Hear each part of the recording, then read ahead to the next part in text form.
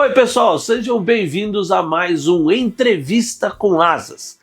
Dessa vez com um convidado muito especial e que é até difícil para eu apresentar assim no estilo isento, porque esse cara é uma pessoa humana diferenciada, que eu tenho a honra de ter como amigo, mas é também um militar de carreira das mais dignas em nossa querida Força Aérea Brasileira.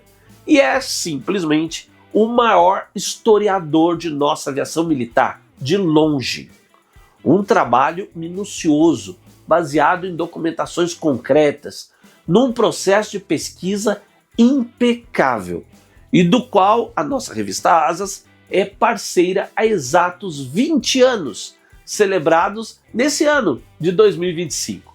Então, vamos conversar com ele, o cara, Aparecido Camazano Alamino. Oi, pessoal. Então, como eu prometi para vocês e anunciei aí, né? Ele, o mito, a lenda, o homem, Aparecido Camazano Alamino, o maior historiador da nossa aviação militar. Entendeu? Sem qualquer comparação, sem qualquer dúvida. E um cara que eu tenho a honra de ser amigo e é colaborador da Asas, esse ano está completando há exato 20 anos. 20 anos de colaboração com a revista. A revista fez 24 anos esse ano, 20 anos com o Camazano conosco. Inclusive fazendo um trabalho na revista que é o Cores da Aviação Militar Brasileira, que é único na imprensa brasileira, né? E cada edição ele conta a história, mas a história completa, para valer, de uma das aeronaves que já foi usada pelas nossas Forças Armadas, né? Tanto o Exército, a Marinha, quanto a Aeronáutica, inclusive com um artista que a gente coloca atualmente é o Gilson Maroco, um grande artista de profiles, de três vistas tal, fazendo sob orientação do Camazão os desenhos dos aviões, né, das aeronaves nas cores mais representativas, mais importantes da história dela no Brasil. Camazão, é um prazer enorme ter você aqui, finalmente, para a gente falar de você, não falar das aeronaves nem da história da aviação brasileira, vai falar de você, cara. É um grande prazer ter você aqui comigo, viu? Obrigado aí de dar esse espaço aí pra gente. Bom, eu é que agradeço essa oportunidade. Depois de 20 anos, né, vou conseguir falar alguma coisa. Eu só tenho falado da nossa história e às vezes as pessoas querem saber um pouco também do historiador, né? O Exato. que ele faz, de onde é que vem, o que ele fez, o que não fez. Então, para mim, eu creio que é uma grande honra e até um reconhecimento, né, depois de 20 anos aí de colaboração, e que para mim é um grande prazer. E estamos aqui às suas ordens para o que o senhor quiser perguntar. Bom, gente, olha, no texto desse vídeo, a gente vai colocar uma biografiazinha do Camazano, né? Eu não vou ficar perguntando para ele quando ele nasceu, quando ele entrou na AFA, aquela coisa toda, né? Então vocês vão ter esses dados todos na nossa biografiazinha, né? Para vocês compararem com as respostas dele, com o nosso bate-papo aqui e ficarem extasiados com a figura que é esse cara. Bom, Camazano, você, uma coisa eu tenho que falar, né? Você é nascido em Catanduva, né? No interior de São Paulo. Isso, isso mesmo. Isso. E é o seguinte, você começou a sua carreira para a FAB, né? Para a Força Aérea Brasileira, em 1969. Eu gostaria de saber o que te motivou naquele momento para ir para a carreira militar e para a carreira militar na Força Aérea Brasileira. Bom, o meu irmão mais velho, né, que eu sou de uma família que nós somos 10 irmãos, todos homens, né? E eu sou o caçula, eu sou o mais novo. Então, meu irmão mais velho, ele era piloto civil, né? E às vezes ele me levava quando ele ia fazer algum voo, coisa que o valha, né? Então aquilo foi despertando a minha curiosidade, a minha atenção. Só que ao ver o preço que eu teria que pagar com hora de voo, coisa que eu valha, eu vi que não tinha condições. Minha família pobre, né? Filha de, eu era filho de imigrantes espanhóis, né?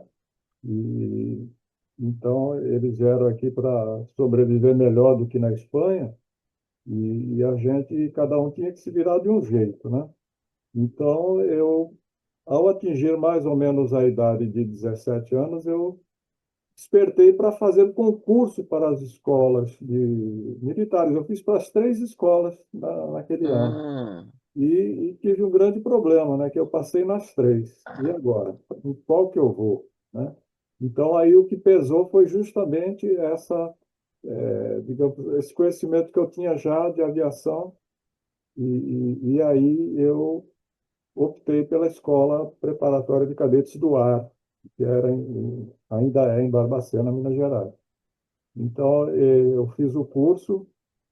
Esse curso lá é custeado pelo governo, e você ainda recebe um saláriozinho, né, para sobreviver. E eu, família pobre, né, não tinha coisa melhor para mim, né, do que conseguir seguir esse intento aí, né? o seu pai, o seu Hipólito, ele trabalhava com o quê, Camazano? Ele trabalhava na Ah, porque os espanhóis, quando vieram, a ideia era que eles trabalhassem nas fazendas de café, né? entendi. E aí ele seguiu até ele falecer, né? Que ele faleceu relativamente novo, com 62 anos, né? Então, aí é que dispersou a turma, né? Dispersou os filhos quando ele faleceu. E eu tinha 10 anos, né? Hum, E aí, então, por isso que eu tive a oportunidade de estudar mais um pouco que os outros irmãos, né? tá, entendo. E assim, eles vieram da Espanha, foi após a Segunda Guerra? Quando foi, assim? Foi no início do século. No início do século. Meu pai, para ter uma ideia, ele é nascido em 1898. Tá, Então, eles vieram para cá logo em 1906, né? tá, E, e aí, tanto é perfeito, que meu pai até conheceu minha mãe em 1908, né?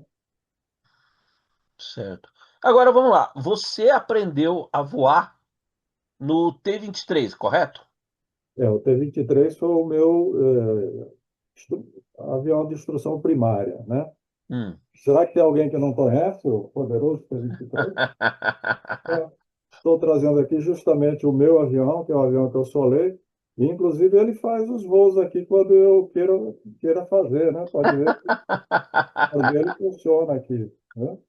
Que bacana! Então eu aprendi nessa máquina aqui, e eu creio que é o avião mais difícil que eu voei, né? É mesmo? Por quê? É porque é o primeiro.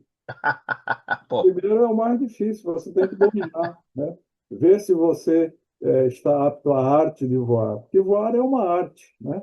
Então a gente até chama a arte de voar. Então o T-23 é que ele definia a linha de quem seguiria e de quem não seguiria, né? Então a certo. minha turma, mais da metade da minha turma não conseguiu vencer o T-23. Quando você fez o treinamento primário básico, com o T-23, isso não era ainda em Pirassununga ou já era? Não, a gente estava numa configuração experimental, vamos chamar assim, talvez até entre aspas, Hum, da formação dos oficiais da Força Aérea. Então, foi criado em 1970 o Centro de Formação de Pilotos Militares, o CFPM, que saiu de Pirassununga, e a academia estava sendo transferida dos Afonsos para Pirassununga, né? Veio para Natal, porque aqui era um local que tinha pouco movimento, clima favorável, meteorologia muito boa. E, então, a ideia era que a gente fizesse em um ano, hum, que seria o primeiro ano de cadete, toda a parte de voo, tanto primária, básica e avançada, sendo que a avançada era até no jato bireator Cessna T-37C. Então, esse, essa sistemática durou somente 4 anos. hum, Aí o pessoal resolveu voltar como era, concentrando tudo em Pirassununga, né? certo. Mas Poxa, e devia ser um certo desafio, né? Porque você passava de um T-23 então, para o T-37. Exatamente. Então, para você ter uma ideia, né, nessa época, o T-23 não tinha nem rádio. Ou Nossa. seja, você não falava com a torre, o instrutor tinha que gritar para falar com você. Nossa, curva para a esquerda, para a direita. Faz tal manobra, né? Então, para ver. E aí a gente passou por um jato bireator, Pois com é, assento ejetável, máscara, nossa. voava em grandes altitudes. Então, aí foi outra raspada aí dos Sim. componentes da turma, né? Porque realmente ele exigia muito. Tanto que você pensava em subir, ele já estava subindo, né? Então, era um avião que exigia uma sensibilidade enorme do aprendiz de pilotagem, vamos dizer Quer assim. dizer, a gente poderia falar, ó, Camazano, que guardadas as devidas proporções, né? Seria o equivalente a você passar de um Paulistinha de aeroclube para um jatinho executivo. Exatamente, Caramba! exatamente. E numa passada só, né? Quer dizer, É. A gente tinha em torno de 40 horas de P-23 quando a gente começou a voar o T-37, né? nossa. Então, veja que a gente não tinha praticamente experiência nenhuma ainda, né? Sim. Mas aqueles que tiveram mais talento conseguiram vencer e eu estou vivo até hoje aqui. Falando nisso, eu vou te fazer uma pergunta agora, até meio sentimental, assim. Nessa época de formação, tudo, você perdeu algum colega, tudo, durante essa formação de voo? É, infelizmente, a gente sempre perde, né? Aqui, nós tivemos. Eu perdi no T-23 e perdi, colega não, mas instrutores amigos do T-37, né?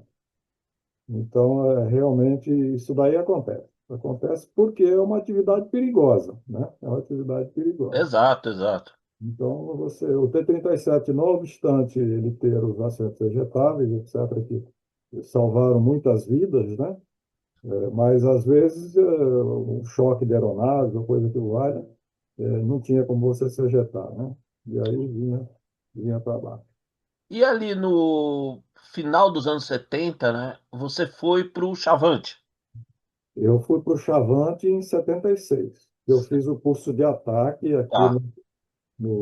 Quer dizer, no, no meio da década. no CATRE, porque o CFPM foi transformado no CATRE, né? Centro de Aplicações Táticas e Recompletamento de Equipagem. E ele ministraria o curso de piloto de ataque, né? No Chavante, porque naquela época a gente ainda tinha os esquadrões mistos de reconhecimento e ataque. Então, alguns desses esquadrões, que foi o terceiro, o quarto e o quinto, eles foram dotados com o Chavante, Hum, para que eles não se tornassem um esquadrão de instrução, como a maioria da FAB é assim, você chega num determinado esquadrão e vai lá, você vai fazer o curso do avião que você vai voar, uma série de coisas. Então, o esquadrão operacional acaba se transformando também no esquadrão de instrução, né? certo. E aí, nesse caso, a ideia do CAPRI era a gente se formar com tudo, lançamento de bomba, tiro, né? E chegar no esquadrão pronto para você empregar no avião, né? Hum. E foi assim que ocorreu. Hoje você é um historiador, você é um pesquisador, mas você foi piloto também dele. Então, assim, eu queria que você me desse aqui pra gente a sua opinião sobre o Chavante. O Chavante eu até chamaria de um trator voador, né? De assim tão robusto que ele era. É um avião que ele não tinha, não era muito difícil de se pilotar, ou seja, ele tinha menos sensibilidade que o Cessna T-37C, talvez por ser de motor, né? O Cessna era mais, vamos dizer assim, pelo que a gente usa na aviação, mais arisco em determinadas circunstâncias, né? Agora, o Chavante, ele era um avião você podia usar em qualquer circunstância, né? Você fazia parafusos, se você soltasse os comandos, ele saía sozinho, né? Ele, no caso de você usar no stand de tiro, Se você pilotasse direitinho, você acertava. Eu, por exemplo, bombardeiro picado, que é uma das atividades que era mais difícil, né? Eu consegui fazer a melhor média em 1978, né? Olha só. Com o Chavante, né? Isso por estudar, me dedicar, treinar, né? Então, tudo na vida é você praticar, né? Tem que treinar para conseguir, na hora da necessidade, você fazer direito, né? Quantas horas você chegou a voar de Chavante? Em torno de 900 horas. 900 horas. É coisa pra caramba, hein? Para um jato é. É, exato.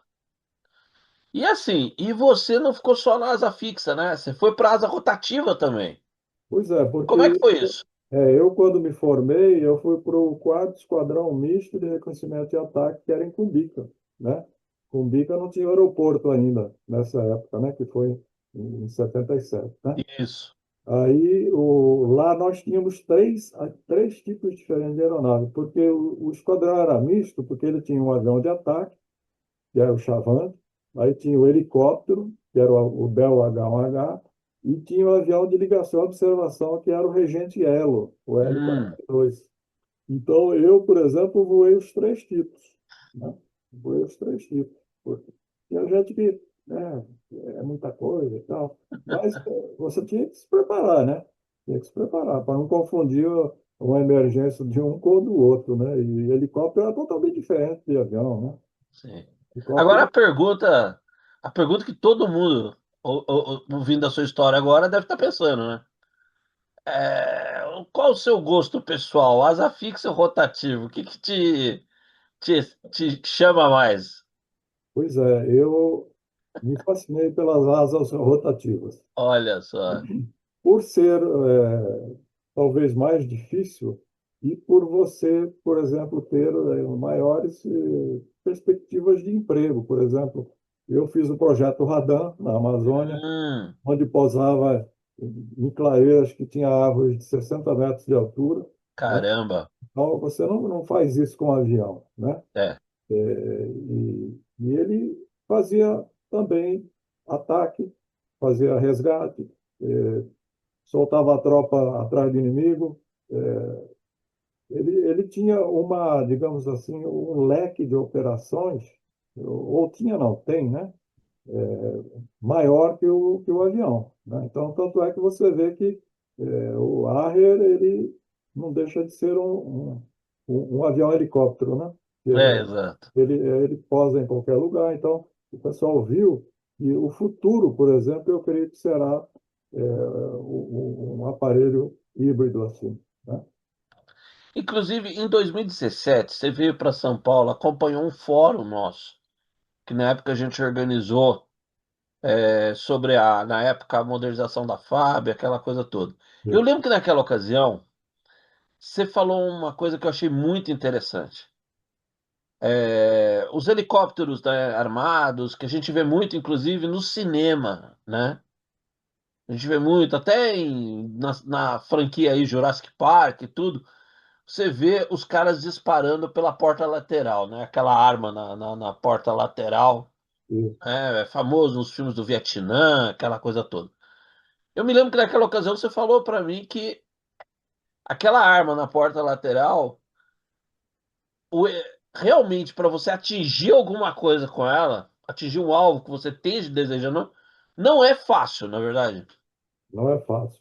Então, o helicóptero você tem essa opção de tiro lateral, que era uma coisa que foi implementada no Vietnã com o próprio Bell H-1H, que Isso, ele é o símbolo da guerra do Vietnã, vamos chamar. exato.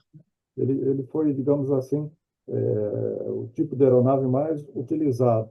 E o tipo de missão lá, o pessoal fazia uma aproximação numa área restrita e o Vietcong atirava lateralmente. Então, e o helicóptero não tinha, a não ser a pistola do piloto ou do mecânico para atirar no cara, né? Sim, Então, aí eles resolveram colocar esses, digamos assim, armamento lateral. E normalmente era uma metralhadora .50, .30, isso. dependia da situação, né? E justamente para a autodefesa do helicóptero, né? E ela também era usada para você, às vezes você ia fazer o desembarque de tropa, o pessoal já fazia o amaciamento do terreno com elas, né? Sim, sim. Mas ele também atirava para frente, né? Tanto Exato, exato. Naquela ocasião você comentou que essa arma lateral, ela, tipo assim, ela funciona mais, inclusive, para você manter um adversário à distância, manter ele de cabeça baixa, como se diz, tal. E agora, para você ter mais precisão de tiro, são as armas alinhadas com o eixo da aeronave, né? isso, é que a gente chama de frontal. Então, ele Isso. tinha também as metralhadoras frontais e tinha, lançava também foguetes, né? Hum, interessante. Agora, quando você veio para São Paulo, eu já vi uma carteirinha sua de 77 do clube de modelismo aqui de São Paulo, de plastimodelismo, né? Você montava kit também? É o GPP Santos Dumont, né? É, exatamente. Eu tenho a carteirinha número 51. Caramba, cavalo. Ela está aqui no Memorial Camazano, inclusive, né? Está aqui no Memorial, está preservada aqui. E eu já montava como cadete, né? Como cadete. E aí, até lembro que o meu primeiro o avião que eu montei foi o B-58 Hustler, aquele Opa, o Hustler. bombardeiro americano, né? Muito bonito. Sim, E aí lindo. depois, os afazeres, não consegui mais montar, mas quando eu servia no ERRA, aqui em São Paulo, eu todo sábado eu ia na reunião desse clube de plástico modelismo para aprender as técnicas com os monstros sagrados ali, né? Que ali só tem gente fantástica ali para Que legal, fazer os modelos, né? que legal. Agora, eu queria te perguntar uma coisa.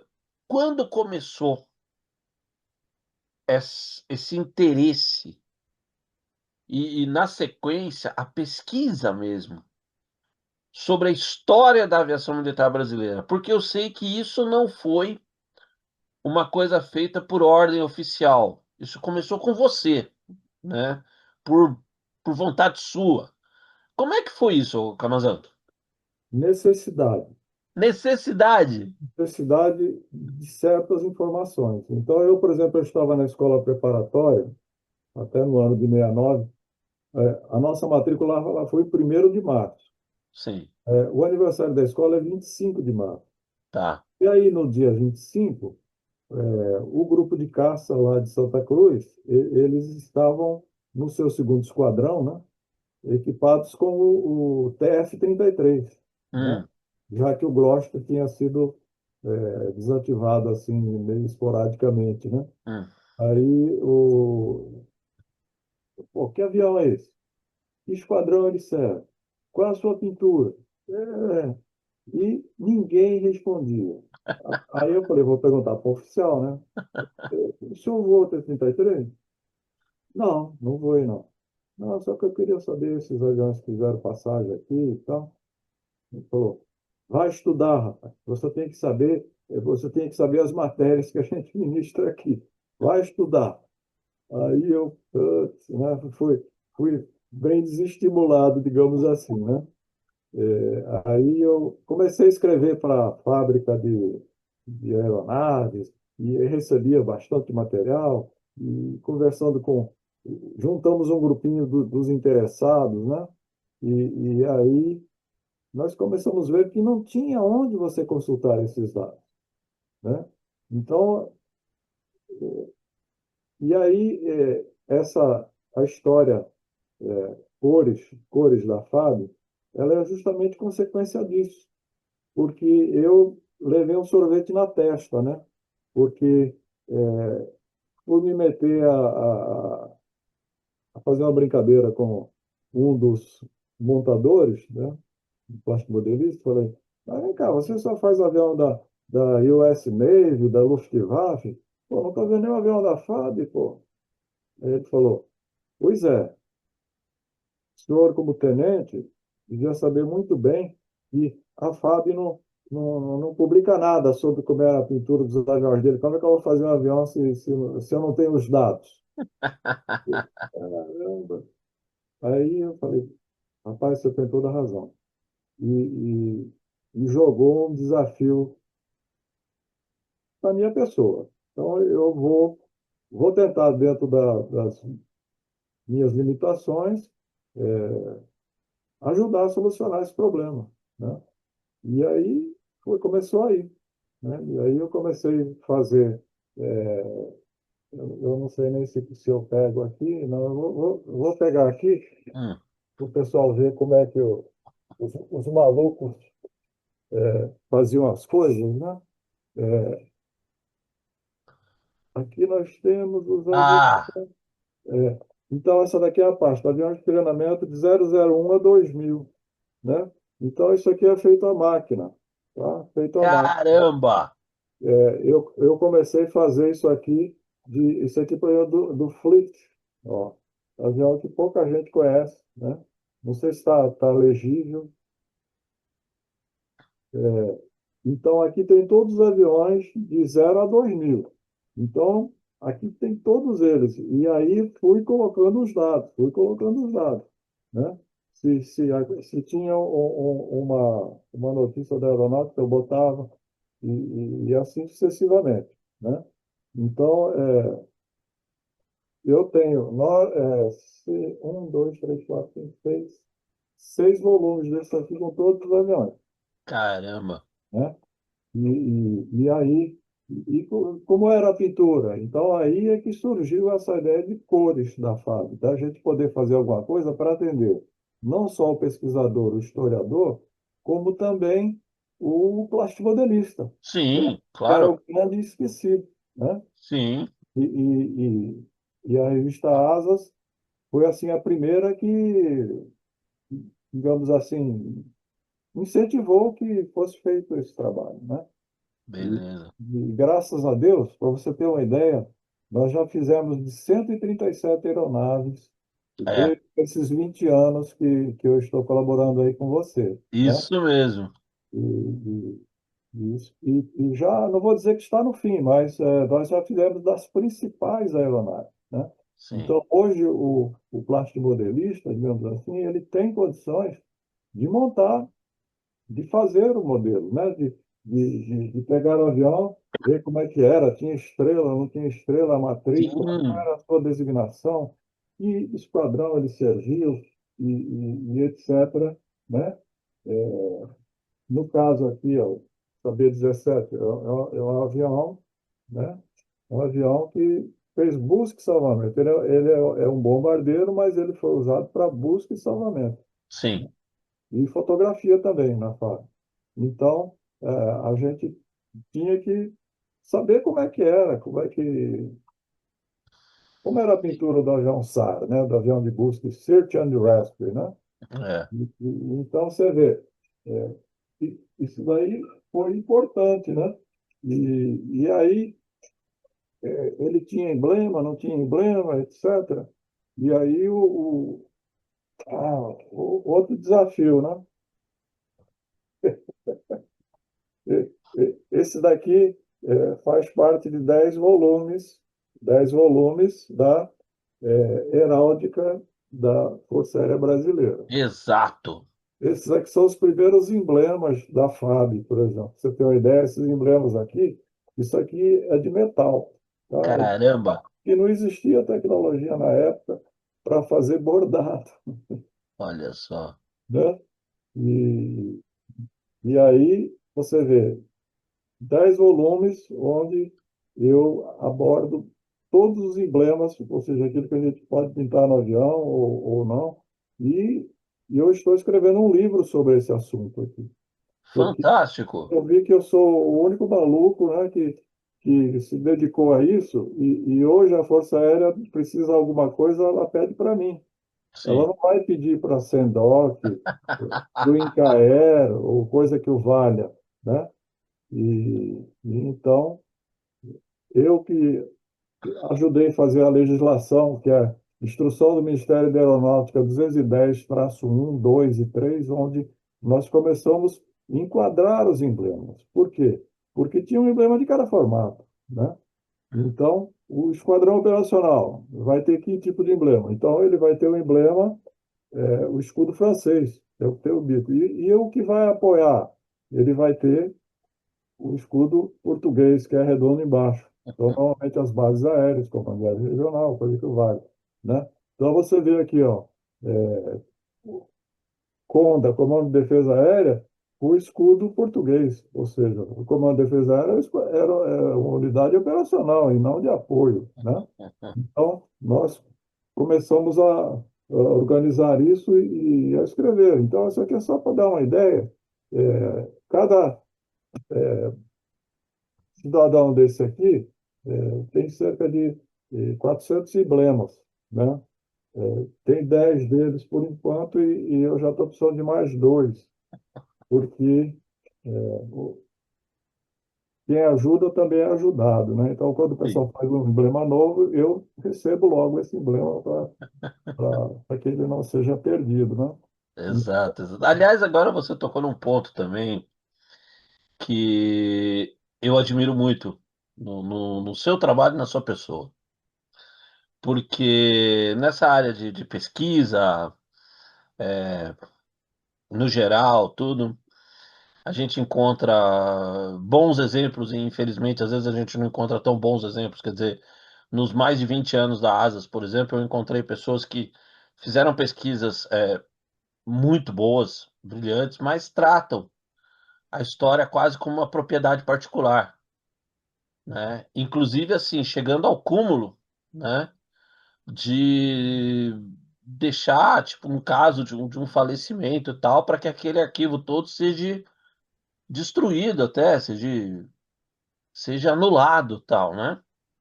E tratando de um jeito, às vezes, até agressivo outros que fazem a pesquisa. Você é uma pessoa que você acabou de falar uma coisa que é muito verdade. E eu não estou falando pela Asas, né, e por mim. Você ajudou o meu livro do Bandeirante. Mas eu sei que, tipo assim, N pessoas, qualquer um que te procura e é minimamente uma pessoa séria, né, interessada na nossa aviação militar e em particular na Força Aérea Brasileira tal, cara, eu não conheço ninguém que não tenha sido, que tenha recebido um não de você, né? E o seu dia tem 24 horas, igual de todo mundo. Quer dizer, sabe, você é uma pessoa que eu sei que você está sempre envolvido com um monte de atividade. Você dá palestra, você participa dos eventos aí, Natal, da base aérea, você acabou de citar, você está gerando livro, volta e meia está gerando um livro novo, ou aqueles compêndios lá para o Incaer. Quer dizer, você está sempre ativo. Mas mesmo assim você encontra um jeito de ajudar uma pessoa que te procura, quer dizer. E às vezes a pessoa te procura para escrever um livro, é um projeto ambicioso, mas às vezes o cara te procura, assim, é uma pessoa que está simplesmente precisando de uma informação por um interesse, às vezes até de modelismo, entendeu, tal. E você ajuda, cara, entendeu? Aquilo que eu não quero que os outros sintam aquilo que eu senti, aquela necessidade de ter determinada informação e não consegui-la, né? Vai estudar, você não tem que se preocupar com isso agora, vai estudar. Então, isso eu não esqueço até hoje. Esse cidadão, ele já até morreu, esse cidadão, que Deus o tenha. Mas, então, eu acho que quem me procura, eu recebo cerca de dois pedidos por dia, você acredita? Acredito. Dos mais, assim, pô, como é que era a pintura de tal avião assim, assado? Como é que era o emblema? Então, aí, o que que eu faço? Vamos mandar a informação, paro tudo que eu estou fazendo, né? Paralelamente a isso, que eu acho que é até interessante que os nossos espectadores saibam, esse banner aqui atrás, tá vendo esse banner? Sim, Banner é um banner que fez o maior sucesso. E ele é decorrente daquela entrevista que você fez comigo sobre os aviões de caça, os aviões de caça, sim. né? Que tem mais ou menos uns 8 anos, né? Isso, por aí. 7, 8 anos. Aí, então, o que acontece? Eu faço palestra aqui para os pilotos de caça que se formam a cada ano, né? E aí o Hum. pessoal, "Pô, não dá para fazer um banner sobre aquilo que o senhor falou lá, né, a linha do tempo. Então, os historiadores, a gente trabalha muito com a linha do tempo. O que que é a Sim, linha do tempo? É o segmento dos acontecimentos, né? Então, você tem que... A história, ela não é uma ciência exata, mas você colocando dentro das técnicas utilizadas, você vai facilitar a sua consulta, né? Então, esse é um dos... Eu já tenho pronto da aviação de caça, da aviação de bombardeio, estou fazendo a aviação de transporte, né? Que também é grande. Essa daí foi o principal desafio, né? Porque tem muito avião, muita coisa mesmo. tem, E a Abra-PC, que é a Associação Brasileira dos Pilotos de Caça, eles me encomendaram 14 desses banners. E justamente, eu não ganho nada com isso não, tá? O que eu pago para a gráfica, eu cobro deles. Eu não é uma fonte, digamos assim, de, né? Cento R$ 150 sai um banner desse. É o que a Abra-PC mandou de dinheiro, né? Aí eles deram um para cada unidade de caça, e aí o tal oficial general que gostou, né? Presentearam também. Então, você vê, é uma coisa interessante. E aí sim, o pessoal está me incentivando. Pô, faz aí, meu, que, né, você já está com 7,5 aí, daqui a pouco o homem lá te chama, que você é não vai isso. conseguir acabar, né? Aí, olha, eu acho que você estando com a mente ocupada, ele vai esquecer. Então, a gente vai conseguir fazer, né? Sim. E eu fiz, por exemplo, da Cruzex, Operações Cruzex, eu tenho um banner de todas elas, né? Olha só. Fiz dos 50 anos do Homem na Lua, que foi um desafio aqui do brigadeiro comandante, que falou, pô, eu queria fazer uma exposição de 50 anos do Homem na Lua, mas não tem ninguém. Você olha, vamos fazer, pô. Aí vi quem tinha os modelos das espaçonaves, né? Apolo, Mercury, Gemini, e por aí vai, né? Hum, E conseguimos fazer, né? sim. E aí saíram 6 banners, cada projeto ganhou um banner e o Apollo ganhou dois. Aí eu fiz sobre a nossa atividade espacial brasileira também, para não ficar com ciúme, Sim, né? claro. Pô, você fez os americanos aí e nada da FAB? Pô, como é que fala da FAB, né? E aqui a gente tem a Barreira do Inferno aqui do lado, né? Sim, sim. Então, esses trabalhos também, que eu gostaria de dizer que eu estou fazendo, né, e que existem esses trabalhos, né? Então, eu vi que não tinha outra pessoa para fazer esse trabalho. Não Uhum. tinha outra pessoa, com toda a modéstia, né? E você tem que reconhecer. Não, mas é fato, isso é fato mesmo. Tinha outra pessoa para fazer. Eu falei, pô, se não tinha outra, eu sou o único maluco que tenho condições de fazer. Então, vamos fazer, né? Agora, deixa eu aproveitar, quando você comentou aí, né, do que você recebeu lá, vai estudar as matérias, tal, né? A gente sabe que, infelizmente, né, faz parte de uma cultura brasileira, né, a gente não ser muito exatamente valorizar muito a questão histórica, né? No Brasil inteiro, em todas as áreas, né, tal. Até mesmo empresas não valorizam a sua história, né? Às vezes você vê assim, não, vamos fazer um livro, uma coisa dos 50 anos da empresa tal. Aí quando você vai ver, não tem foto, ninguém guardou nada, não tem nada daqueles 50 anos, né? Quer dizer, fica um troço complicado tal. E claro, as instituições não fogem disso, porque afinal de contas é uma questão, digamos assim, né? É um, é um comportamento que está disseminado pela sociedade brasileira, né? É, Graças a Deus hoje a gente vê mudanças muito positivas, né?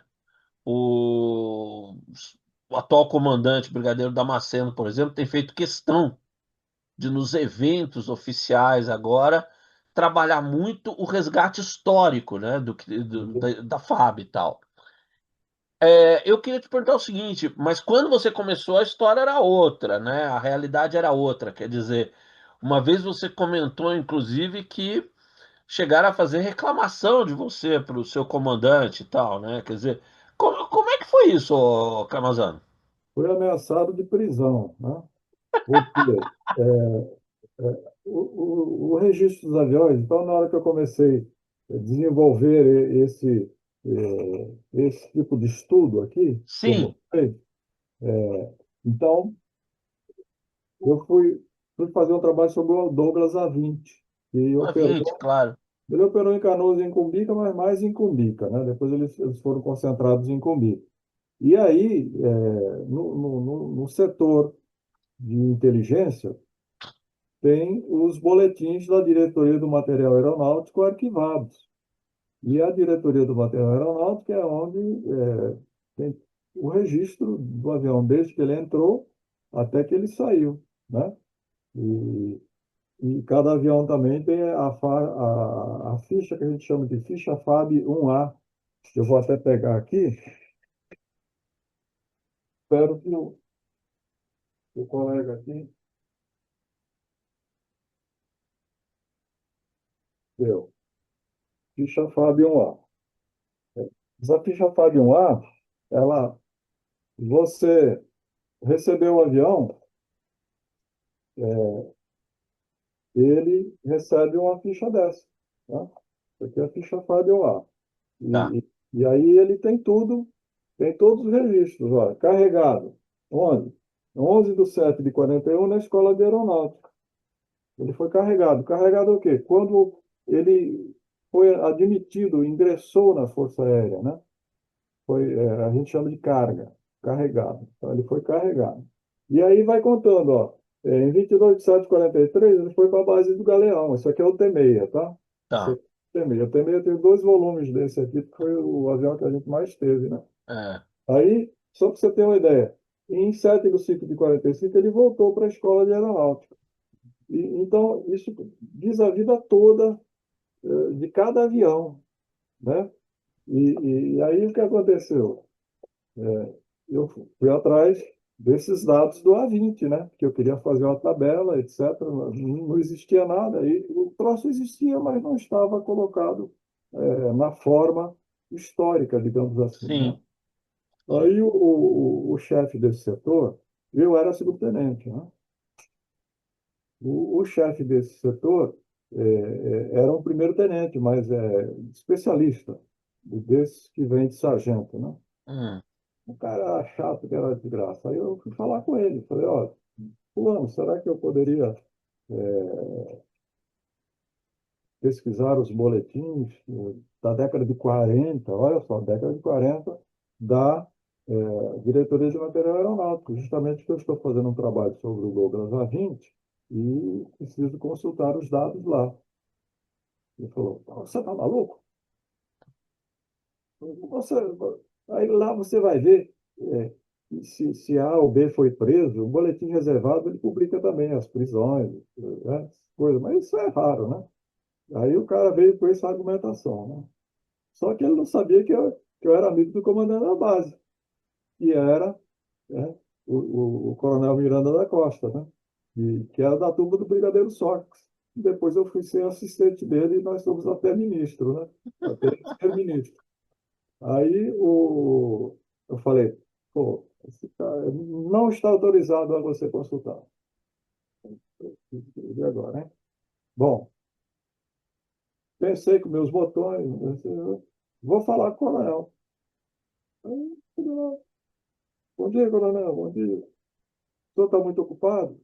Não, o que que houve? Aconteceu algum problema? Não, é só um caos que talvez o senhor possa me ajudar, né? Aí expliquei para ele o trabalho que eu estava fazendo, né? Nessa época eu estava fazendo o curso de História, né? A licenciatura. Aí ele, na hora que eu cheguei na metade da história, ele chamou o cara. ih, caramba. Aí na hora que o cara me viu lá, sentado com o comandante, manja aquela cara número 23 assim. Pô, ele era bem mais forte do que eu, velho. Ele vai me matar. Meu Deus. Aí o coronel falou, fulano, o tenente Camazão está autorizado a pesquisar o que ele quiser lá do setor, do seu setor, tá? Os boletins que ele quiser. Inclusive, está autorizado a levar para casa dele para ele pesquisar nos finais de semana e à noite. Que show, coronel, que show. Aí, está dispensado. Aí ele foi embora e continuei ali, né? Conversando com o coronel, ele falou, pô, que trabalho bacana. Aí ele falou, eu quero que você vá lá em casa para ver minha biblioteca. Aí eu fui na casa dele, depois ele mostrou lá a biblioteca dele.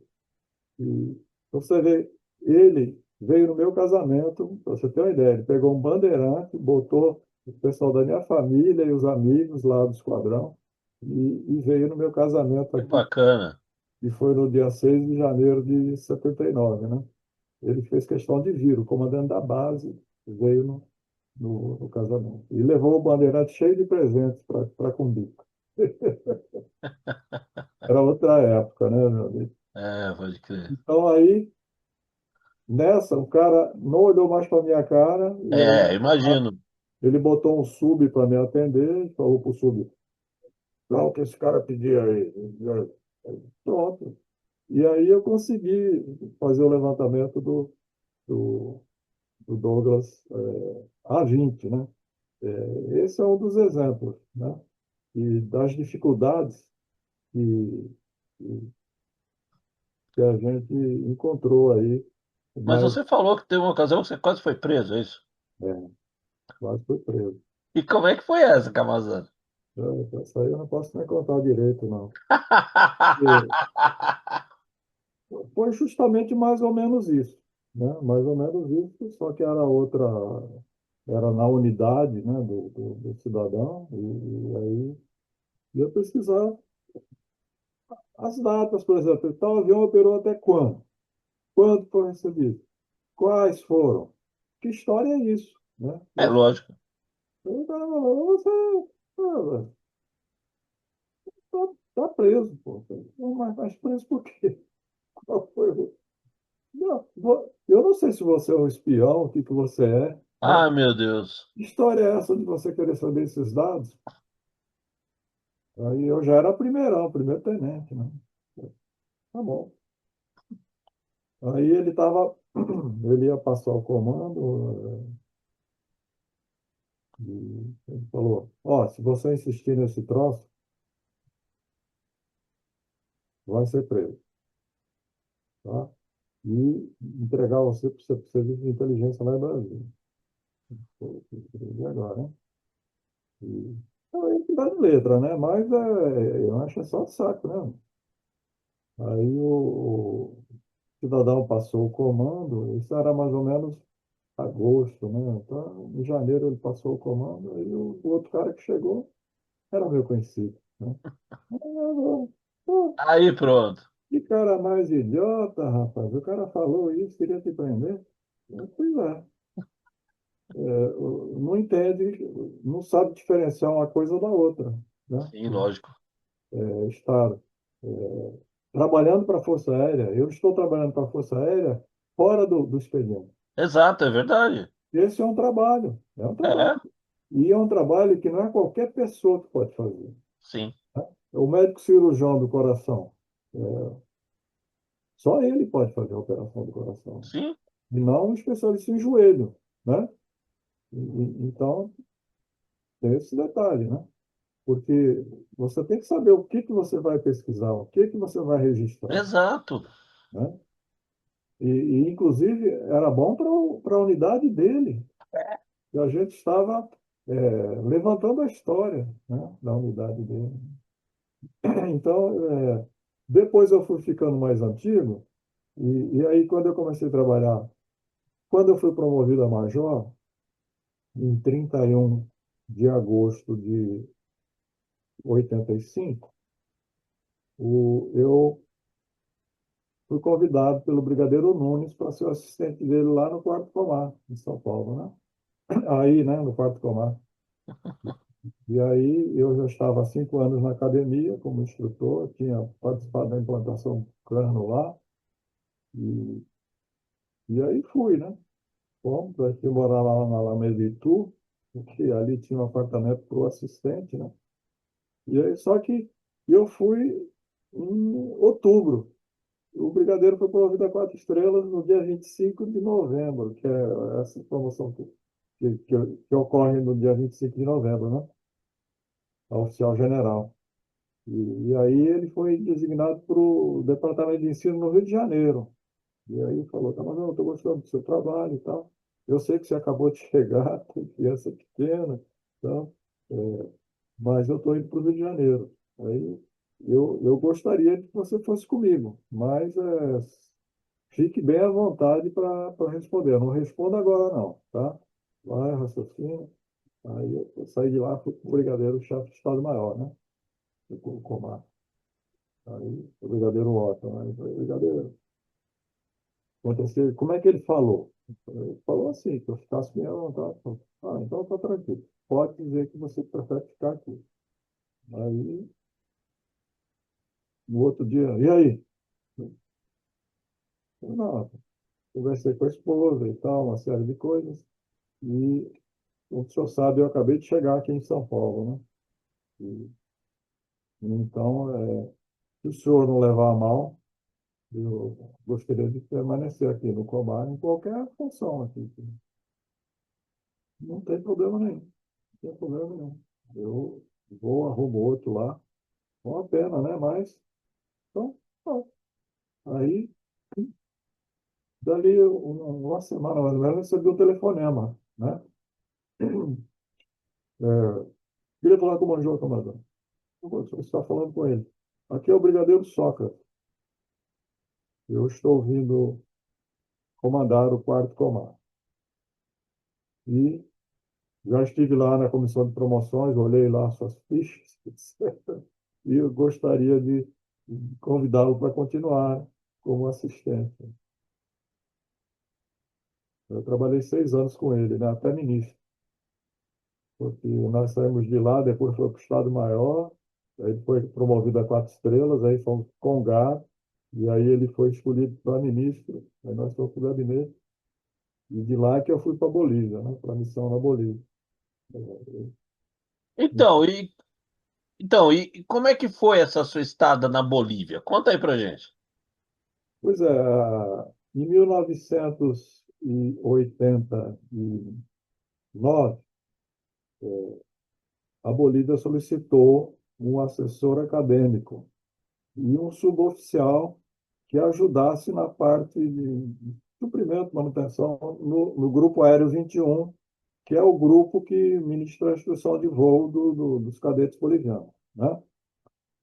Então, por que isso? Porque a gente tinha o posto CAM em Santa Cruz, na época que a gente tinha o posto CAM em diversas cidades da América do Sul, né? Posto CAM é posto do Correio Aéreo Nacional. E ele recebia os aviões da FAB que faziam as linhas para essas localidades. Então, a gente tinha linha mensal, tinha linha semanal, tinha linha quinzenal, e esse oficial superior, que era um major, ele fazia, recebia os aviões, facilitava, ele recebia material, botava material, e por aí vai. E nas horas que ele não estava envolvido nisso, ele ia lá dar palestra no Colégio Militar, né, que lá na Bolívia é Colégio Militar de Aviação, né? Então, os bolivianos acostumaram com isso e viram as qualidades dos oficiais brasileiros, né? E aí, lá no comecinho dos anos 80, esses postos foram fechados. E esses oficiais, esse oficial e o suboficial dele voltaram para o Brasil, né? E não tinha ninguém para fazer o que eles faziam lá no colégio. Então, uma visita do comandante da Força Aérea Boliviana ao ministro solicitou que fosse ativada lá uma assessoria acadêmica do colégio para o colégio militar e que tivesse também um suboficial de suprimento técnico para ajudar lá os bolivianos do Grupo Aéreo 21. E aí era até o Brigadeiro Moreira Lima, né? Ele autorizou, ele autorizou. Aí foi um companheiro até da turma abaixo da minha. Aí ele passou lá 89 e 90. E eu já estava há um ano como assistente do ministro. E aí o brigadeiro me chamou e falou: Ó, tem uma missão aqui que é a sua cara. Mas como, chefe? Ser o assessor acadêmico na Força Aérea Boliviana. Topas? A Bolívia estava com aquela inflação de 25 mil por mês, lembra? Mas já tinha uns americanos trabalhando lá. Tanto é que quando eu cheguei lá, a inflação já tinha caído para 12%, né, por mês. Para ver que os caras deram cobre a linha, é satisfatório, né? Aí ele falou, ó, mas não responda agora não. Vai, fale com a Balúcia, né, a minha esposa, converse com ela, eu também vou conversar com ela quando você der a resposta e vou explicar. Eu mandaria você para os Estados Unidos, mas não agora, tá? Mas daqui uns 2 anos. Mas então, essa missão, a gente não pode mandar qualquer pessoa. Então, eu acho que você é a pessoa indicada para ela. Aí eu conversei em casa, liguei para o assessor lá, né? Consegui o telefone dele. Como é que está a coisa aí? Segurança, inflação. Aí ele falou, ó, missão tranquila, rapaz. E realmente você é um cara indicado para cá, viu? Eu acho que você vai se dar bem aqui. Aí, bom, aí a Alma Lúcia, ela é meu anjo da guarda, né? Eu falo, ó, eu casei com você, para onde você for, eu vou. Não tem esse negócio de eu falar, eu não quero Bolívia. Então, no outro dia, cara, aceitamos. Mas você falou, falei esse senhor. Olha, ele pegou o telefone e ligou para ela, né? O- Os meus meninos, um estava com 6 e o outro estava com 7, né? Um casal, né? E aí falou, não, vou sim, senhor, não tem problema nenhum. Então, não, então acabou, morreu, vai. Então aí eu fui indicado essa missão. Eu fazia toda a assessoria de ensino, né? Do planejamento escolar do colégio, das aulas, do curso acadêmico deles, né? E também ministrava as aulas de aerodinâmica e de navegação aérea, né? E, então, até para aerodinâmica, eu até passei um mês lá no CTA, o pessoal que ministrava lá as aulas de aerodinâmica, né? E eu acabei até implantando a aerodinâmica de helicóptero lá, né? E o pessoal não sabia como é que funcionava a aerodinâmica de helicóptero, né? Então, eu falei, então, aí fiz até uma apostila sobre o assunto e foi uma colaboração que eu deixei lá para um país irmão, né? E aí nós fomos para lá. Aí eu passei lá de janeiro de 91 a março de 93. E foi muito bom. Eu até mandei aí 2 fotos para você. Uma que eu lá com a turma de cadetes, porque eu ministrava as aulas de cadetes do último ano, né? E também recebendo a placa lá do general comandante, né? Que lá na Força Boliviana são generais, e não brigadeiros, né? E lá, até como curiosidade, eles têm o hino da Bolívia, né? Mas tem uma música de Pátria Bolívia que é um segundo hino, que eles usam mais do que o próprio hino, né? Ah, é? Viva mi patria Bolivia, ella es una gran nación, por ella doy mi vida y mi corazón. E aí vai, né? Então, em todos os eventos, eles cantam de Pátria Bolívia, né? Aí eu fui obrigado. Obrigado não, eu fiz questão de aprender De também, né? aprender a música. Colaborar, né? Mas, graças a Deus, foi tudo bem. Os meninos voltaram falando bem espanhol, né? E, e eu que já falava um pouco, sou como filho de espanhóis, né? Sim. E na minha casa, quando eu era moleque, não se falava português. né? Então, que você tinha que falar espanhol. Aí eu ia fazer o primário e aí às vezes eu botava alguma palavra em espanhol, né? Mas depois eu me acertei. Mas Agora, é essa a história aí da missão na Bolívia, né? agora, deixa eu te perguntar, quando você voltou da Bolívia, né, um pouco depois que você voltou da Bolívia, em 99 você assumiu o comando da base aérea de Campo Grande, E né? E uma vez você contou para mim uma história bem pitoresca da época que você era comandante lá, envolvendo uma onça, né? céu, a céu, lá a onça é o emblema o primeiro emblema da base aérea de Campo Grande é uma onça, né? Sim. E depois o primeiro do 15 adotou inclusive o nome de Esquadrão Onça, né? Em homenagem a esse grande felino aí, que eu fiquei até um admirador deles, porque ele não deixa de ser um gato grande, sabe? Ele tem todos os trejeitos de gato e tal, e essa selva, ela me cumprimentava. Eu chegava lá, bom dia, selva, tudo bem? Ela vinha, dava a mão, sabia? Ela dava a mão, eu tenho foto aí, né? Cumprimentando a selva. E aí, quando eu cheguei lá, só tinha o Joaquim, que era o macho, porque a outra Hum, ainda tinha falecido. E aí, caramba, aí o pessoal veio, pô, vamos arrumar uma fêmea para o Joaquim está aí desolado, e, realmente ele está precisando. Aí eu liguei para o SIGS em Manaus, Centro Instituição de Guerra na Selva, né? Eu liguei para lá, falei com o comandante, olha, eu tenho esse problema aqui e tal. O senhor teria alguma onça pintada? Tem que ser fêmea, porque ele é macho. E ele falou, rapaz, eu tenho 19 fêmeas aqui. Eu falei, caramba, 19? Pois é, eu tenho uma semi-adestrada, e eu acho que vai atender o que você está precisando, tá? Então eu vou fazer aqui a papelada para legalizar a transferência dela para Campo Grande, e aí você vem buscar aqui. Certo. Aí, quando foi na semana do Natal, né? Natal acho que caía numa sexta-feira. Na terça-feira, ele falou, a onça está pronta, pode vir.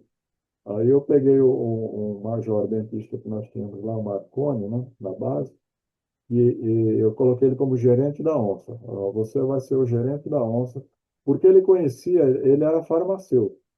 sei. Desculpe, ele era dentista. Então ele conhecia o pessoal da Universidade Federal, então o pessoal lá dava apoio para a gente nesse quesito, né? Que eles tinham o pessoal que estudava os felinos, etc. Bom, aí mandei fazer uma jaula para botar dentro do bandeirante cargueiro, né? Aí botamos. Aí o meu ordenança lá, o comandante da base tem dois ou três ordenanças, né? Aí esse era um moreno, né? Ele falou, dona, poderia nessa missão da onça com o senhor? Tá. Pode, pô. Porque se ela escapar dentro do avião, o primeiro cara que ela vai comer é você, pô. É. Aí ele não ficou com medo, não. Falou, não, mas não tem problema, não. Eu topo. Aí nós fomos, né?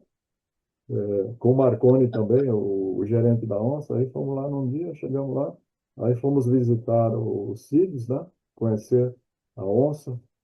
E depois ela ganhou o nome de Selva, que eu fiz um concurso para ver que nome daríamos para a fêmea, né? E aí pegamos essa onça, aí levou para a base aérea, aí botou num receptáculo lá fechado da base aérea, lá para a gente no outro dia cedo, ia sair cedinho para chegar em Campo Grande ainda, é claro, né? Ó, aí botamos lá, aí no outro dia cedo, chegamos lá, né? Aí tinha um sargento da base aérea lá de serviço, ah, onça comigo mesmo, deixa, eu vou. Rapaz, a onça deu um esbarrão nele. Ele está correndo até agora. Eu não sei onde é que chegou, mas ele levou um susto. Ele levou um susto e, ó, e sumiu, né? Aí acalmamos a onça e tal. Ela ia ser transportada no natural, não demos nenhum acalmante ou coisa que o valha, né? Aí botamos ela na jaula dela, e aí botamos a jaula tinha um cabão longo para ela não pegar a pessoa que estava levando, né? E aí entramos com a jaula no Bandeirante Carneiro, que tem a porta grande, e botamos lá, amarramos, e botamos uma lona em cima para ela não se estressar de ver certas Sim. coisas que ela não deveria ver, né? É. E assim saímos de lá para a Alta Floresta, que fica no Pará, no sul do Pará, né? E de Alta Floresta Cuiabá e Cuiabá Campo Grande. Chegamos mais ou menos às 4 da tarde lá em Campo Grande, né? Aí para minha surpresa, pô, gente pra caramba, né? Tinha bem umas 200 pessoas esperando a onça. Caramba! E aí descarregamos ela, né? E ela tinha até dormido na viagem, né? Para falar a verdade, né? Porque ela era semi-adestrada, então ela não tinha muito medo de humano, né? Ou coisa que vai, né? Aí a jaula ela foi dividida em 3 partes. O Joaquim ficava na parte extrema direita, aí ficava a parte central sem ninguém e a onça fêmea no lado esquerdo, né? Então, assim foi feito. Aí ela foi solta, ela se alimentou e tal. E aí o pessoal da universidade falou, olha, é um mês. Vai ficar um mês sem, sem o contato dele, né? Só se vendo ali, se vendo com um troço no meio para não ter nenhuma, né? E aí, pô, quando chegou mais ou menos com foi 19 dias, uns 20 dias, eu falei, pô, mas eu acho que está na hora de juntar os dois, pô. Que história é essa de esperar mais 10 dias? Eu não vou aguentar esse troço, não. Aí chamei o Marconi lá, aí abrimos e botamos, né, a onça para a jaula do meio, né? Aí ele chegou, e cheiraram lá, tal. Não deu nenhum, assim, nenhum atrito, né? Visível. Falei, bom, tranquilo, então. E aí, vamos abrir a outra ou não vamos? Vamos. Abrimos a outra. Aí, aí ela já tinha o nome de Selva, né? Porque eu tinha feito um concurso com o pessoal da base para que nome botaríamos na namorada do Joaquim, né? Eu macho era o Joaquim. Aí ela entrou, passou pelo Joaquim e foi pegar um osso que ele tinha ruído lá.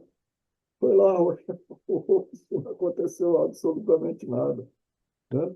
E aí se acasalaram, ficaram amigos, e, né, ela engravidou, né? Infelizmente, ela acabou com os filhotes quando nasceram, né? Puxa. Nasceram de madrugada e eram 3 filhotes. E aí foi assim, um constrangimento geral, né, na base. A base, todo mundo lá ia visitar a onça, né? Inclusive, o presidente Fernando Henrique e a dona Ruth estiveram lá, né? E aí a dona Ruth queria conhecer a onça. A senhora não vai conhecer, a senhora vai conhecer dois, vai conhecer um casal. Aí eu levei ela lá. Ela falou, eu nunca tinha visto uma onça pintada de ferro. Eu falei, pois é. Deixa eu ver se essa aqui a senhora vai poder cumprimentar ou não. Aí a onça não quis cumprimentá-la, não. Era a selva, né? Mas aí passei o comando e tal, e acabaram que hoje não tem mais nenhuma onça lá, né? Sim. Que era o símbolo da base, né? Mas é Agora, mais ou menos essa história aí. Não sei se era isso que você queria ouvir. não, sim, com certeza. Agora é o seguinte, eu queria te perguntar uma coisa. Nesses anos todos, voando pela FAB, tá? Qual foi o voo e como foi, né? O voo assim mais arriscado, mais perigoso que você fez? Deve ter tido algum, né? 5 anos de instrutor na academia, você leva normalmente um susto por dia, né? Mas não é um susto assim muito grave, né? Eu vou dizer que foi uma colisão com o urubu que eu tive com o Chavan. Nossa, colisão com ave é jogo duro, né? E ainda mais, eu estava fazendo uma missão lá no estande de tiro do Rio de Janeiro, lá na base aérea de Santa Cruz, né? Hum, E fica na Restinga da Marambaia, ali, isso. o estande, né? E aí, a gente estava com 2 aviões, eu era o número 2. E aí a gente foi fazer um lançamento de bomba de 400 libras, bombardeiro Picard, aquela que eu ganhei então eu era o master naquele assunto, né? Então o pessoal queria aprender comigo, e, mas eu estava solo no avião. Aí nós decolamos assim, depois do almoço um pouquinho, e fazia o tráfico e o bombardeio picado, você puxa um balsing, né? Balsing é aquela puxada que você faz isso aqui, né? Aí vira aqui para pegar o ângulo, né? O ângulo grande. Então você puxa o balsing justamente para a antiaérea inimiga ter mais dificuldade de te pegar, né? De Certo. fugir. E aí, na puxada do balsing, eu escutei aquele barulho. Cara, mas foi um barulho, uma explosão. Eu falei, caramba, explodiu o avião. Caramba. Já onde é que está aqui? Eu vou me ejetar, né? Aí olhei e aí vi um rombo, né? O rombo no nariz. Ele entrou por baixo e entrou a metade na turbina. Caramba. É. Aí o que aconteceu? O, eu olhando a temperatura começou a subir, e se eu não corto, aí explodiu, né? Hum, E aí o que que eu fiz? Eu vi a velocidade, troquei velocidade por altura, né? Aproando a base, que ficava só do outro lado daquele braço de mar que tem ali. E aí e falei para o líder, falei, ó, tive uma colisão aqui com alguma coisa que eu não sei, mas a minha perna direita ela está totalmente vermelha de sangue. Aí eu fui ver no pé, né? Tinha lido um livro de um piloto de Stuka que o cidadão tinha perdido o pé e ele disse que sentia o pé. Aí eu falei, caramba, para que que eu fui ler essa porcaria desse livro? Tô nessa situação, né? Aí eu senti o pé. Falei, bom, se eu estou com a perna toda, né, vermelha de sangue, mas aí eu olhei e vi que tinha umas penas. Falei, opa, acho que não é bem meu esse sangue não, hein? Mas aí ele veio, passou por baixo do avião e falou, ó, se for o caso, você joga as bombas no braço de mar, porque ele estava com bomba. Eu não tinha lançado nenhuma ainda, né? Estava com 4 bombas, 2 em cada lado. E aí falei, olha, na altura que eu estou aqui, mantendo a velocidade de planeio, eu chego na cabeceira da pista. Se eu me ejetar, nós vamos perder o avião, né? E a bomba ainda pode cair na cabeça de alguém lá. Então, se der para não me ejetar, eu vou optar em não me ejetar. Ele falou, bom, a decisão é sua, é a sua vida que está aí. Então, aí eu fui e consegui pegar na metade do terço da pista, sabe? Graças a Deus, né? Porque Mas você pousou com as bombas ainda? as bombas. Posei com as, Caramba, você é maluco, hein? posei com as bombas. Depois eu levei umas chamadas lá de várias pessoas. Falei, pô, eu optei em fazer isso do que jogar a bomba onde não devia, né? Porque era bomba incendiária de 400 libras, né? Nossa. Ou seja, se acontece, mas eu baixei o trem de pouso, vi que ele estava travado, tudo tranquilo, o avião só não tinha freio, né? E aí Tá, eu fui freando com o freio de mão, né? Que o freio de mão é outro sistema, né? tá.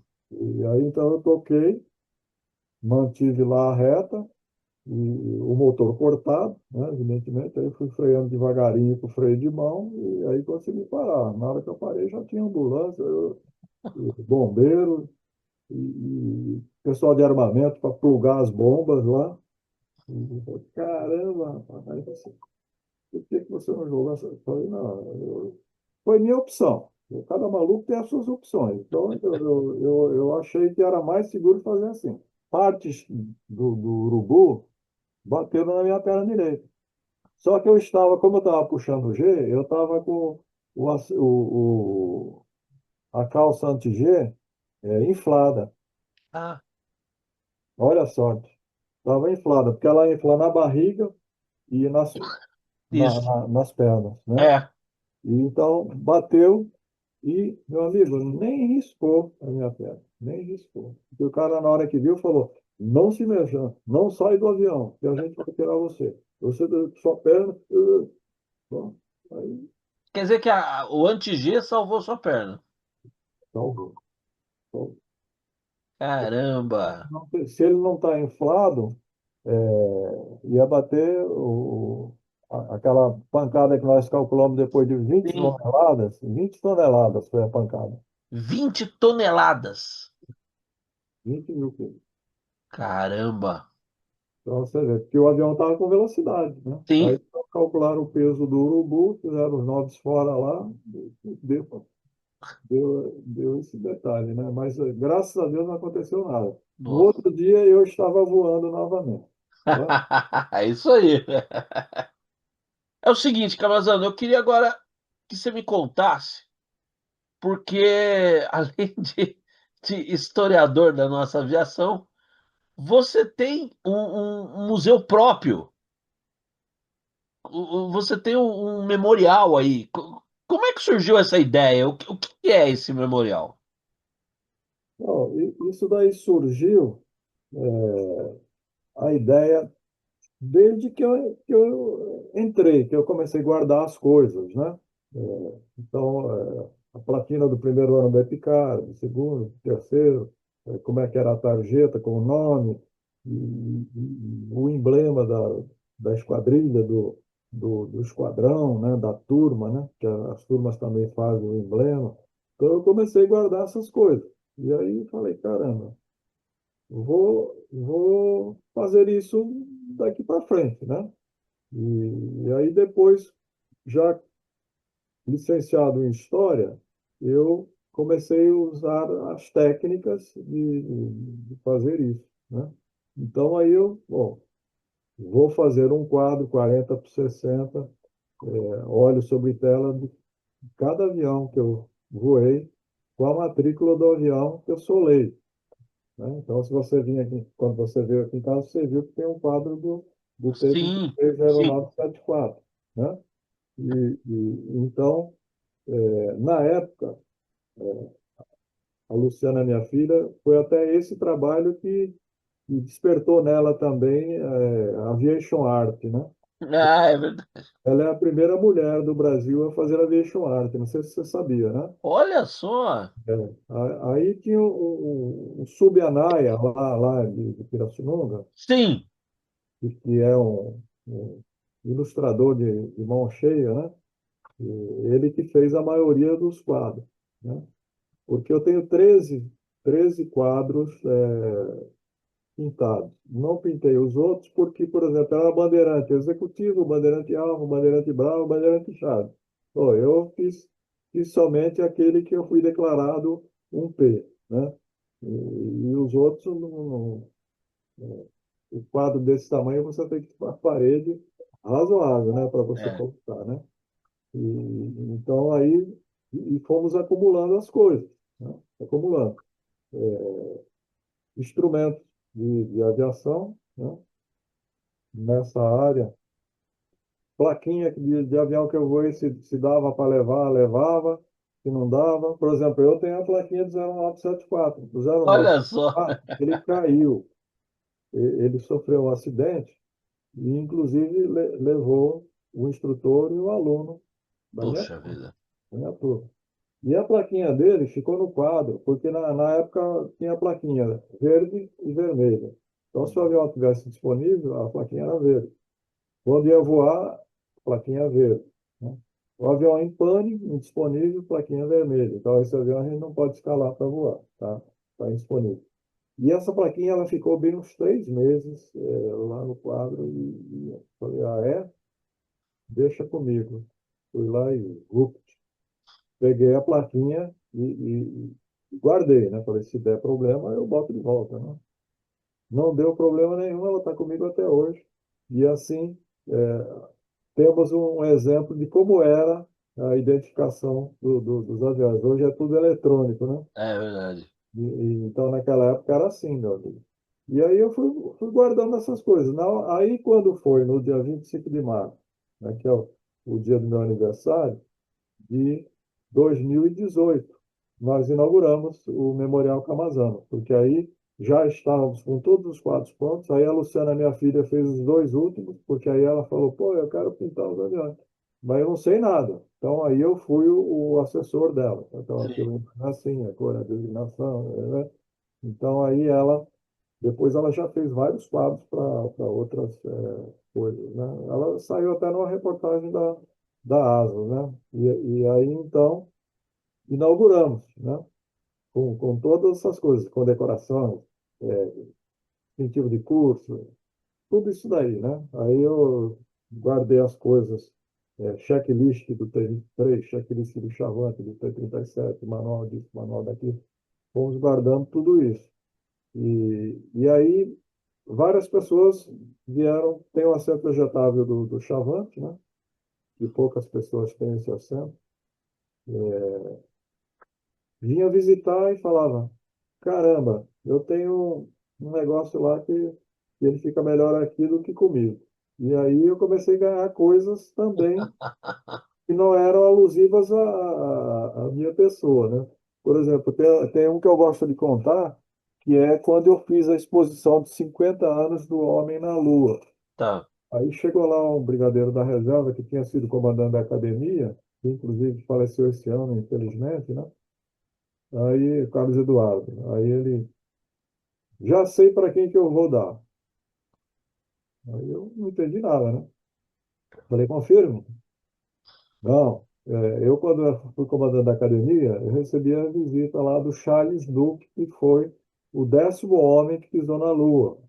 Ele levou, na escala 1 por 48, o módulo que ele pousou na Lua, né?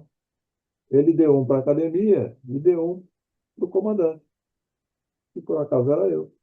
Então eu tenho esse módulo lá na minha casa Caramba. e botei ele no quarto. Aí todo dia eu vou deitar vendo o módulo. Acordo vendo o módulo. Eu não aguento mais esse troço. Eu acho que ele fica melhor com você. Rapaz, mas autografado pelo astronauta e tudo, né? Eu falei, rapaz, mas você tem certeza? Porque eu não sei nem qual é o valor de uma coisa dessa, né? Eu não sei qual é o valor, mas tem um valor incomensurável, dependendo da situação, né? E aí ele falou, não se preocupe. No outro dia você está em casa? Tô, tô indo aí. Aí ele veio, nem desceu do carro. Falou, porque ele está num invólucro de vidro e madeira, sabe? Bonito, sabe? E aí, se eu soubesse, eu tinha trazido para cá, né? Você quer fazer essa pergunta? Aí ele está exposto lá. Então, você vê, tem essas coisas, né? Bacana. Aí, o pai da minha esposa, ele foi na guerra, né? Ele Tá. foi combatente. Então, ele tinha um monte de coisas que, quando ele faleceu em 2008, começaram a pulverizar, né? Hum, Aí, ó, nós vamos perder essa história. Aí eu vou criar aqui no meu memorial um espaço Antônio Galdino Borges, né? Herói da febre. E aí eu fiz esse espaço, aí tem foto dele, o álbum, as condecorações, as coisas dele, as coisas que ele trouxe, né, da Itália, porque o pessoal não podia trazer nada, né? Mas sim. eu não sei como é que ele trouxe um depósito de munição alemão que ele conseguiu lá, né? Conseguiu lá, tombou dos alemães lá. E um capacete de aço italiano, etc. Então, aí eu fiz o espaço dele também nesse museu. Então, essas coisas diferentes, né?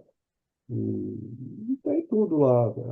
A pessoa tem que ver, né? Tem que ver. e a gente vai estar mudando o local do memorial, que ele era dentro de casa, e eu vou colocar lá onde era a sala de música e o ateliê da minha filha, que ela Hum, não vai mais morar em apartamento, então ela vai levar os dois pianos dela, né? tá, Um piano grande e um piano de apartamento, aquele vertical, né? tá, E aí liberou aquela área. Então aí eu resolvi levar o memorial para lá, que é um espaço maior. sim. Com esse negócio do pessoal dar coisas, né? E aí a gente vai. E como é que as pessoas fazem para visitar isso? É possível visitar? Tem que fazer um contato comigo, né? Tá, Eu normalmente dou o e-mail e o celular, né? E o, a gente marca, ele vem. Porque o memorial, eu dividi em duas partes. A parte intelectual, que é essa parte onde eu estou aqui, que é uma das maiores bibliotecas de assuntos de aviação do Brasil, tem a maior coleção de bolachas dos Estados Unidos para baixo, que é essa coleção que eu tenho, que é única, né, no sim. Brasil, com essa quantidade. E todos os arquivos digamos assim, documentos de uma série de coisas, né? Como coisas como isso aqui, né? Por exemplo, Sim, eu tenho lá, o- são 9 volumes, e as revistas, então eu tenho revista Flap, revista ASA, revista Força Aérea, revistas estrangeiras, como a International, aquela revista Aero, que não existe mais, né? JP4, Aviation Review, e por aí vai. Então, tudo isso nós temos, eu não sei se...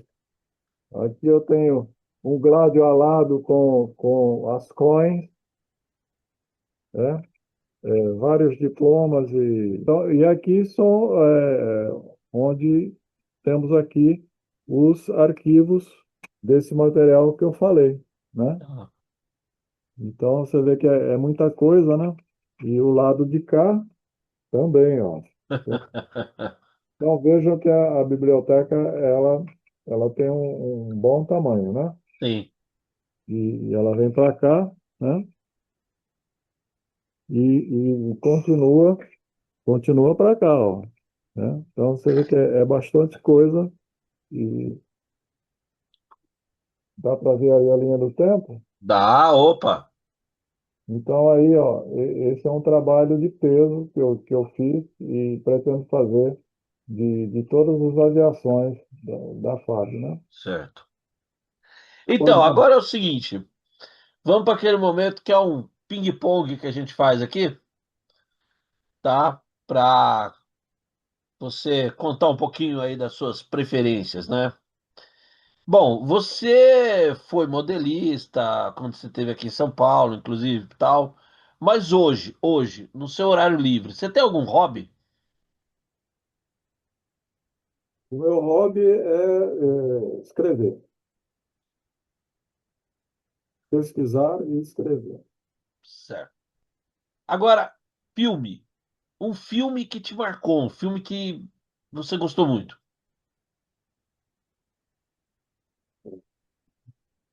Por aí, não vou responder, não. Um livro. Ó, eu tenho 9 livros publicados, né? E Mas um livro.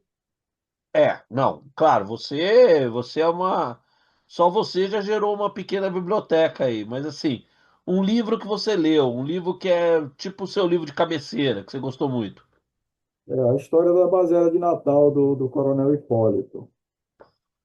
E ele também foi um dos incentivadores, né, do meu trabalho. Ele já é falecido, mas Legal. esse livro dele foi muito importante para mim, para ver como que ele pesquisou, como é que ele fez, como é que não fez, né? E Sim. o próprio assunto, né, que é o assunto que eu gosto. Agora, você tem esse perfil aí todo sério, né? Quer dizer, que tipo de música você gosta, Camazano? É uma música romântica. Com a minha idade, Essas coisas mais novas aí não dá, né? Não- Mas tem um cantor, uma banda que você gosta muito nesse estilo? Eu gosto dos Beatles, Rolling Stones, né? E tá por aí mesmo. Por aí. Agora, comida. Qual é o prato preferido do Camazão? Rabada. Ah, olha só. E agora o seguinte: um lugar no mundo, qualquer lugar no mundo, que para você vive no teu coração.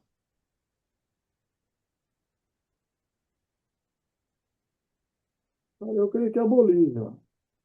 A Bolívia, porque a gente passou por várias situações e várias emoções e várias transformações, né?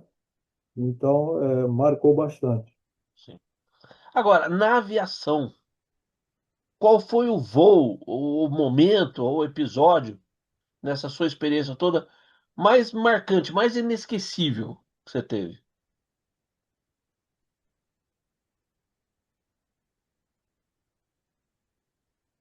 Creio que foi o voo, o dia que eu solei essa máquina aqui. O dia que o instrutor, nós chegamos da missão de cheque, aí o instrutor começou a amarrar na cadeira dele, que é do lado direito, né? Sim. Amarrar lá os cinco suspensórios e falou: Meus parabéns, você está solo e pode fazer um voo de tantos minutos e, e volte para a gente. Aí eu, né? Você vê, é uma situação assim, inusitada, né? Sim. E, evidentemente que você fica naquela, será que eu passei? Será que eu não passei? E nem todo mundo voava logo de imediato, sabe? Sei. Então ele me passou e já mandou voar. E aí eu não tive nem que raciocinar, né? Nem cortei o motor, já saí. Fomos embora no avião que nem rádio tinha, né? Pode crer.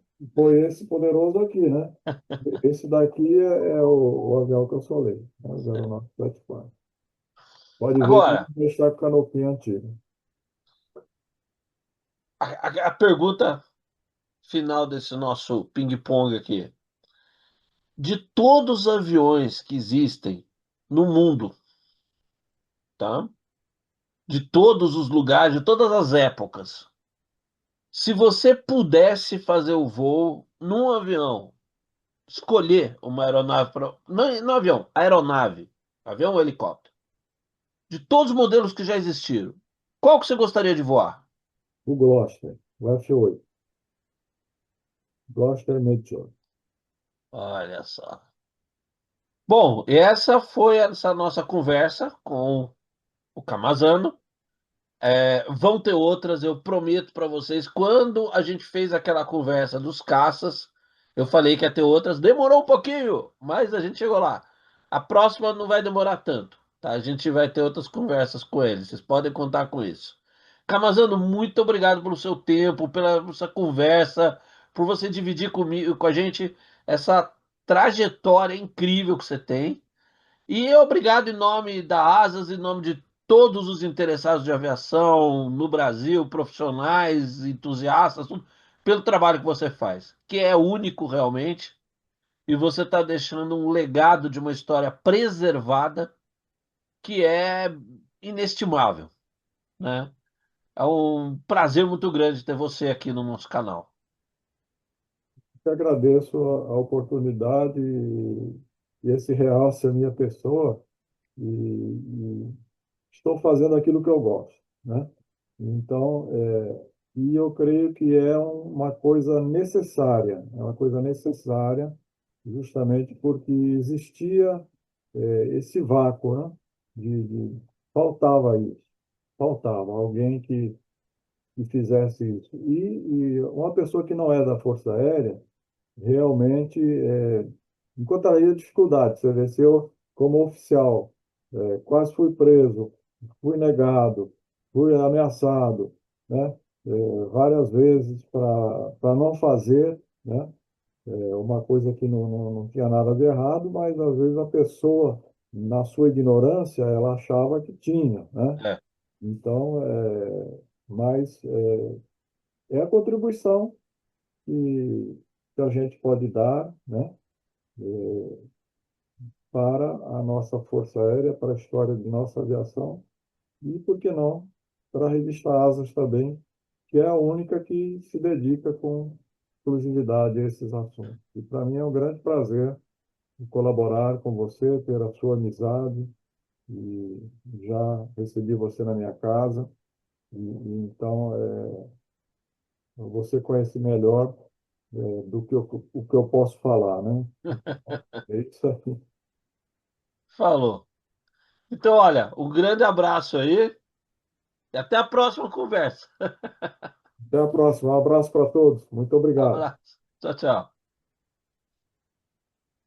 Perfeito, Camazano. Depois eu te dou um alô aí. Agora eu vou cortar aqui a gravação, né?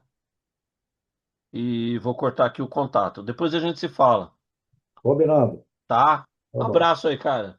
Até mais. Até Boa mais. noite. Tchau, tchau. E esse foi o nosso bate-papo com essa biblioteca viva de nossa aviação militar, o Camazano. E como vocês viram, também um veterano com muitos causos. Ele vai voltar aqui com a gente, pode cobrar. Continue aqui conosco no canal Revista Asas, o melhor da aviação e sua história e cultura no YouTube. Um grande abraço e até o próximo voo.